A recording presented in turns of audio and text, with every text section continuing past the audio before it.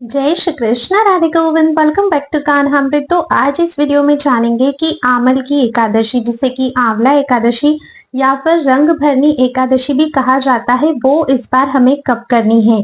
9 मार्च को करनी है या 10 मार्च को करनी है। इस बार थोड़ा सा कंफ्यूजन चल रहा है क्योंकि एकादशी दोनों ही दिन है, 9 मार्च को भी और 10 मार्च को भी।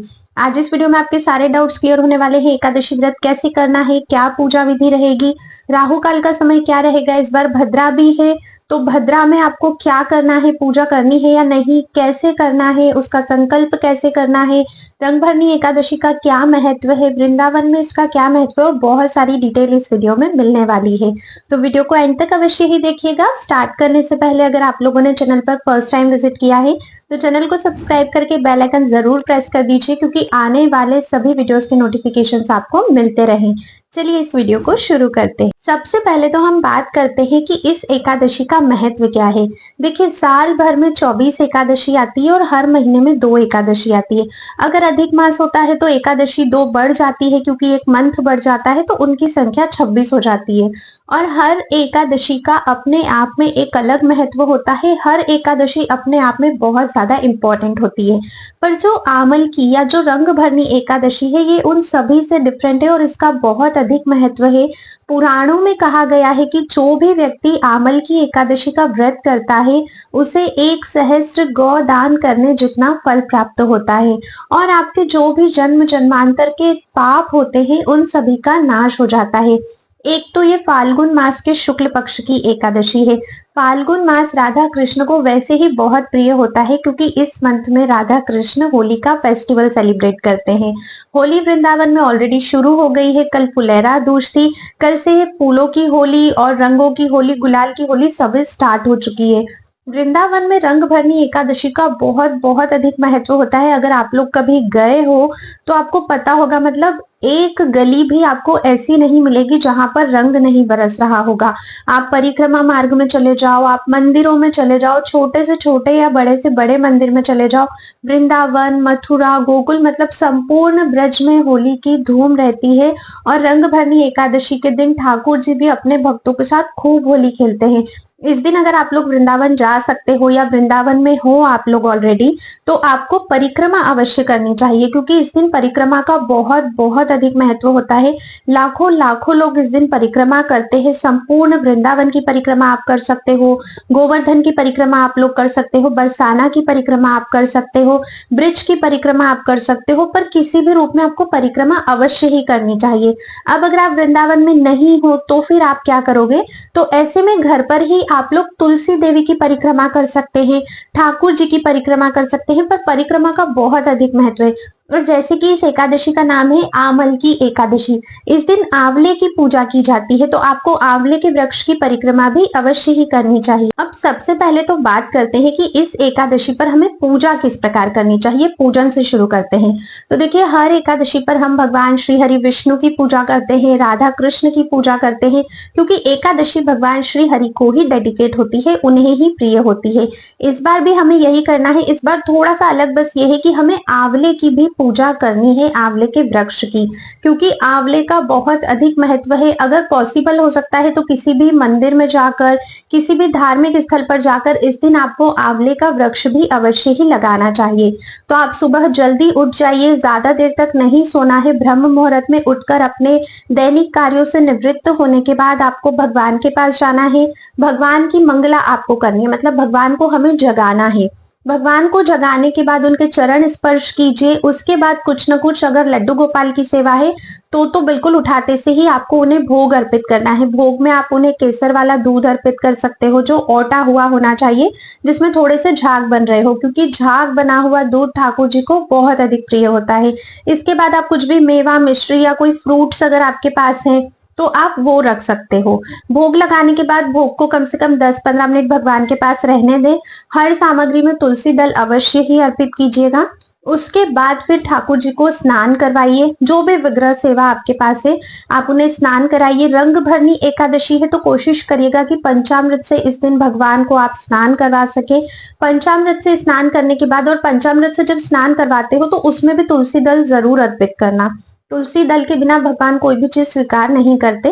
पंचामृत से स्नान करवाने के बाद उन्हें स्वच्छ वस्त्र पहनाइए। हो सके तो सफेद या फिर पीले रंग के ही वस्त्र धारण करवाइए, क्योंकि पीत रंग तो है ही श्याम सुंदर का। दूसरा, क्योंकि रंग भरनी एकादशी है, तो मतलब जब भी होली खेलते हैं ठाकुर जी, तो वो हमेशा व्हाइट कलर की ड्रेस ही पहनते हैं। तो कोशिश करिए व्हाइट या येलो कलर की पोशाक ही आप ठाकुर जी को धारण करवाएं। बहुत सुंदर उनका श्रृंगार करिए। उनकी कमर में गुलाल का फेट अवश्य ही बांधिएगा। गुलाल का फेट यानी कि एक सूती कपड़ा लीजिएगा, उसमें लाल रंग का गुलाल आपको भरना है और उसको ठाकुर जी की कमर पे आपको बांधना है। जब राजभोग होगा, मतलब जब दिन में ठाकुर जी लंच लेते हैं, उस समय आपको वो गुलाल की फेट कमर से निकाल देनी है, क्योंकि वो कसी हुई रहती है, ऐसे में भोजन नहीं होगा। और शाम को फिर से आप उसको लगा दीजिएगा। संध्या आरती होने के बाद जब शयन होता है, तब तक वो गुलाल की फेट वापस से बांधिएगा। ठाकुर जी उस दिन अपने भक्तों के साथ होली खेलते हैं। जब आप शयन आरती कर देते हो, उसके बाद फिर से वो गुलाल की जो फेट है वो आपको ठाकुर जी की कमर से उतार देनी है। ठीक है, बिल्कुल भी मत भूलिएगा। उनके हाथों में थोड़ा सा गुलाल अवश्य ही दीजिएगा। आप भी उन्हें गुलाल अर्पित कीजिएगा। फूल अर्पित कीजिएगा। फूलों से, मतलब बहुत सारे फूलों से श्रृंगार कीजिएगा, क्योंकि इस दिन फूलों की होली होती है, गुलाल की होली होती है। तो सारी व्यवस्थाएं हमें ठाकुर जी के पास पहले से रखनी है। ठीक है, इस तरह से पूजा करनी है, फिर आपको आरती करनी है। इसके बाद देखिए, अगर आपका व्रत है तो आपने जिस भी विधि से व्रत किया है, व्रत कैसे करना है वो मैं आगे आपको बताऊंगी। इतनी पूजा संपन्न करने के बाद अब आंवले के वृक्ष की पूजा करनी है। तो आंवले के वृक्ष की पूजा करने के लिए सबसे पहले हमें आंवले के वृक्ष को सींचना होगा, मतलब जल देना होगा। सबसे पहले जल अर्पित कीजिएगा। अच्छा, एकादशी की पूजा में कभी भी चावल का प्रयोग नहीं किया जाता है। चावल की जगह पर आप लोग सफेद तिल का प्रयोग करें। तो आपने जल दिया, जल देने के बाद आप कुमकुम से, चंदन से तिलक कर सकते हैं, हल्दी से तिलक कर सकते हैं। उसके बाद थोड़े से तिल आप अर्पित कीजिए। ठीक है, तिल अर्पित करने के बाद आप कुछ ना कुछ भोग लगाइए। देखिए, आंवल की एकादशी है, इस दिन विशेष रूप से ठाकुर जी को आंवले का भोग आपको लगाना है। या तो आंवले की कोई मिठाई लगा सकते हो, कैंडीज, मुरब्बा, या फिर साबुत जो आंवले का फल आता है उसका भी भोग आप लगा सकते हो। मतलब किसी ना किसी फॉर्म में आपको आंवले का भोग इस दिन अवश्य और अवश्य ही लगाना है। तो आंवले के वृक्ष की जब आप पूजा करते हो, वहां पर भी आंवले का भोग लगाना है, क्योंकि आंवला में स्वयं विष्णु जी का निवास होता है। और जब घर पर ठाकुर जी की सेवा होती है, तब भी आप दिन भर में कभी भी आंवले का भोग लगा सकते हो। अगर पॉसिबल हो सकता है तो इस दिन आंवला दान भी करना चाहिए। जैसे वृक्ष लगाने का मैंने बताया, उसी तरह से आंवले का फल या मिठाई कुछ भी आप दान भी कर सकते हो। तो आंवले की पूजा करी, आरती करी वहां पर आपने, उसके बाद आपको एकादशी की कथा सुननी होती है। तो देखिए, एकादशी की कथा या तो आप आंवले के वृक्ष के पास बैठकर सुन सकते हो, या फिर अपने घर के मंदिर में सुन सकते हो, या फिर अगर यहाँ नहीं पॉसिबल है तो जब भी समय मिलता है दिन भर में कभी भी एकादशी व्रत की कथा अवश्य ही सुननी है। इस एकादशी की कथा भी आपको चैनल पर एकादशी वाले दिन मॉर्निंग में मिल जाएगी, आप उसे चेकआउट कर सकते हैं। इस तरह से पूजा संपन्न हुई। इसके बाद हमें आंवले के वृक्ष की परिक्रमा करनी है। तो देखिए, परिक्रमा जितनी आपसे संभव हो सकती है उतनी कीजिए।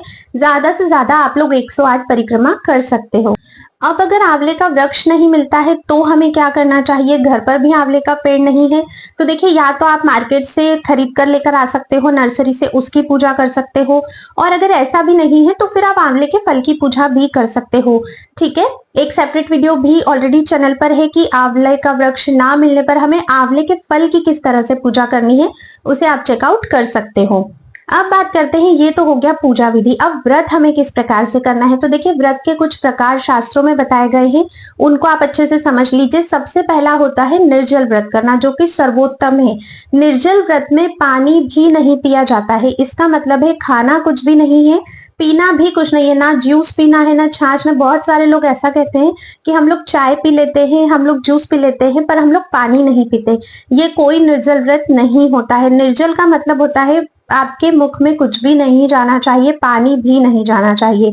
इस चीज का ध्यान रखिए। कोशिश करिए कि जब भी व्रत होता है उस दिन आप लोग चाय कॉफी का सेवन ना करो, बाहर की जो कोल्ड ड्रिंक्स रहती है उनका सेवन ना करो। दूसरा टाइप है, अगर मान लीजिए आप लोग निर्जल व्रत नहीं कर सकते हो तो आप लोग जल पीकर व्रत कर सकते हो। दिन भर में जितनी भी बार आपका मन करता है आप लोग जल पीजिए और व्रत कीजिए।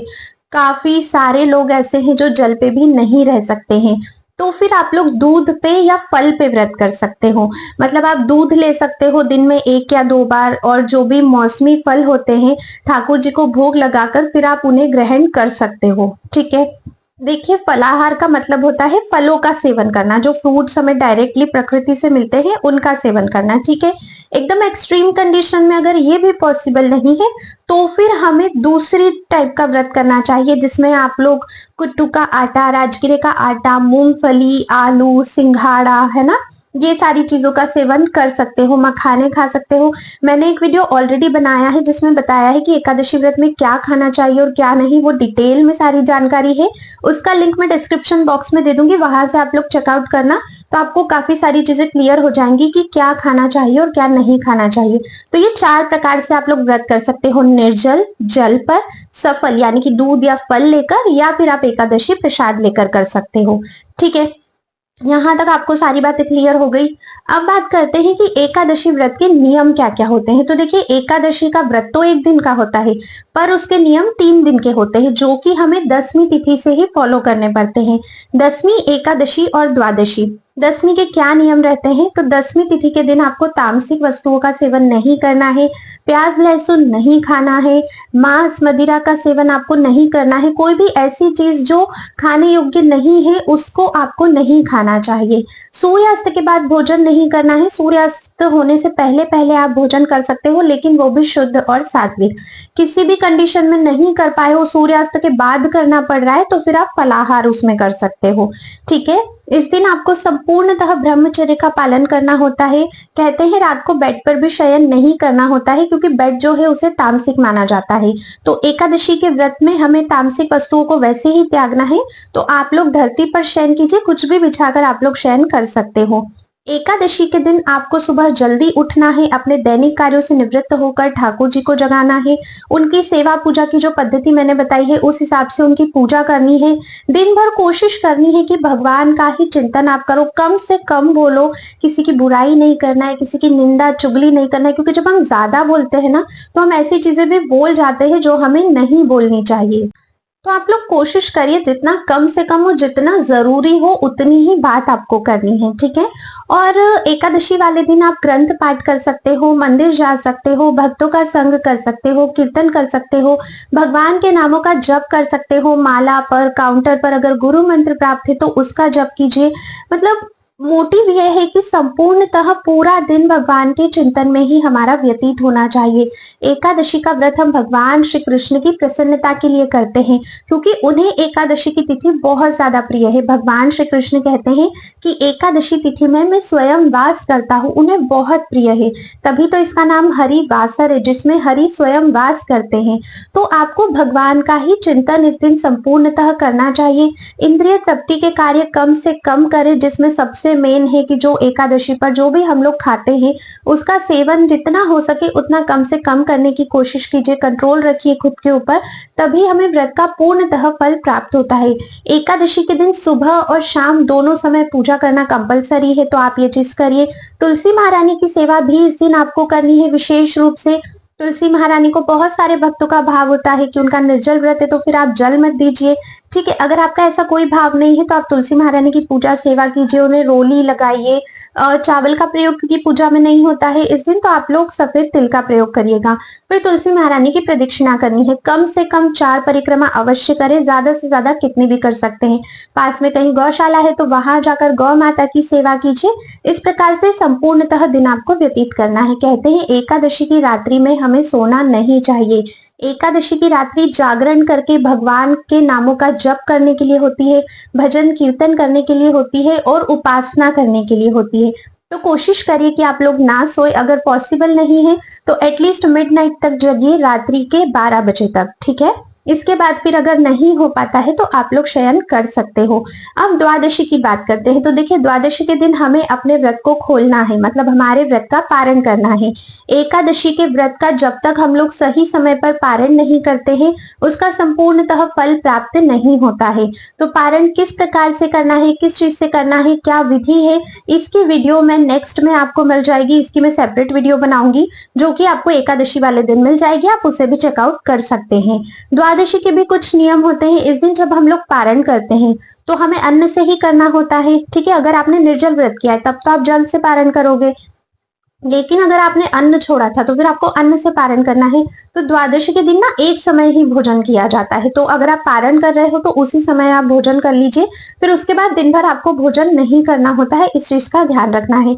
इस तरह से संपूर्णतः तीनों दिन के जब नियमों का हम पालन करते हैं तो हमें एकादशी के व्रत का संपूर्णतः फल प्राप्त होता है। ठीक है, डिटेल्ड वीडियो भी आप देख लीजिएगा, नियम का भी मैंने बनाया है, उसमें तीनों दिन के डिटेल में मैंने नियम बताए हैं। अभी वीडियो बहुत लंबी हो रही है इसलिए मैंने शॉर्ट में बताया है, उसका लिंक डिस्क्रिप्शन बॉक्स में मिल जाएगा, आप उसे चेकआउट कर सकते हो। तो इस तरह से आपको अपने एकादशी व्रत का पालन करना होता है। ठीक है, अभी अगर कोई भी डाउट है आपका, कुछ भी मुझसे छूट गया है इस वीडियो में बताना, आप लोग कमेंट करके अवश्य ही पूछ सकते हो नेक्स्ट वीडियो में, या फिर कमेंट में ही मैं आपको उसका आंसर अवश्य ही दूंगी। तो इस तरह से अपने एकादशी व्रत को संपूर्ण कीजिए। आप सभी को आमल की रंग भरनी एकादशी की अनंत और अनंत बधाइयां। इस एकादशी पर विशेष है ठाकुर जी के साथ होली खेलना, तो उसको बिल्कुल भी मत भूलिएगा। जो प्रोसेस मैंने बताई है, गुलाल की फेट अवश्य ही उनके पास रखिएगा। सबसे मेन बात की इस बार एकादशी का व्रत करना कभी, तो देखिए एकादशी तिथि जो है वो 9 मार्च को सुबह 7:44 पर शुरू हो रही है, जो कि 10 मार्च को सुबह 7:46 पर समाप्त हो जाएगी। हम लोग हर व्रत उदया तिथि के अकॉर्डिंग ही करते हैं। जो 9 मार्च को एकादशी है वो दशमी युक्त एकादशी है, और मैं हमेशा कहती हूँ कि एकादशी का व्रत हमें द्वादशी तिथि के साथ मिला हुआ करना चाहिए, कभी भी 10वीं तिथि से मिश्रित एकादशी का व्रत नहीं करना चाहिए। तो इस बार जो एकादशी का व्रत हम करेंगे वो करेंगे 10 मार्च 2025 को। तो आप लोग विशेष ध्यान रखिएगा कि इसी दिन आपको व्रत करना है। संपूर्णतः नियमों का जितना अधिक से अधिक पालन कर सकते हो करके ही आप लोग व्रत करिएगा। आज की वीडियो में बस इतना ही था। अगर थोड़ा भी वीडियो पसंद आया है तो लाइक और शेयर अवश्य ही करें, क्योंकि हमारे थोड़े से कुछ करने से अगर किसी को कुछ बड़ा फायदा होता है तो हमें ये पुण्य का कार्य अवश्य ही करना चाहिए। अब मैं आप सभी से मिलूंगी नेक्स्ट वीडियो में, तब तक के लिए राधे राधे।